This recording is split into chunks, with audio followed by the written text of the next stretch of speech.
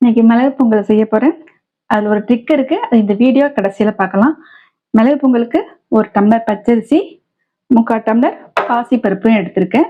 இந்த பாசி பருப்பை லைட்டா வறுத்து எடுத்திருக்கேன். இதை வேக வச்சுட்டு நம்ம பார்க்கலாம். அரிசியும் பருப்பு வெந்துடுச்சு. உப்பு சேர்த்து வேக வச்சுட்டேன். இப்ப நம்ம தாளிச்சுக்கலாம். நெய் சேர்த்துக்கலாம்.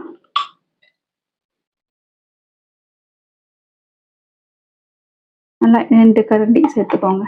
சட்னி கரண்டியால 2 கரண்டி சேர்த்துக்கோங்க நெய். மிளகு சீரகத்தை நான் பொடி பண்ணியிருக்கேன். இது குழந்தைங்களுக்கும் சாப்பிட்றதுக்கு நம்ம முழுசா தான் எல்லாரும் போடுவாங்க. மிளகையும் ஜீரகத்தையும் முழுசா போட்டுருவோம்.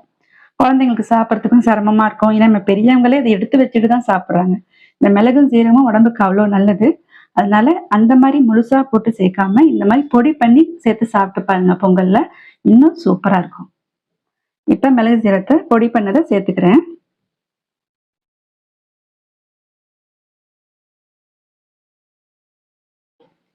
துருவன இஞ்சி கொஞ்சம், முந்திரி பருப்பு, கருவேப்பிலை.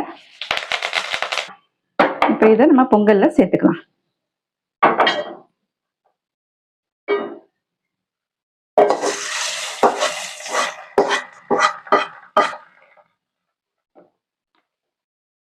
எல்லாத்தையும் இப்ப நம்ம கலந்து விட்டுட்டு இது மாதிரி நீங்க செஞ்சு சாப்பிடுங்க. குழந்தைங்களும் விரும்பி சாப்பிடுவாங்க. எல்லாருக்குமே பிடிக்கும். இனிமேல் மிளகு சீரகத்தை முழுசா போடாம இந்த மாதிரி பொடி பண்ணி சேர்த்து செஞ்சு சாப்பிட்டு பாருங்க. உடம்புக்கும் நல்லது.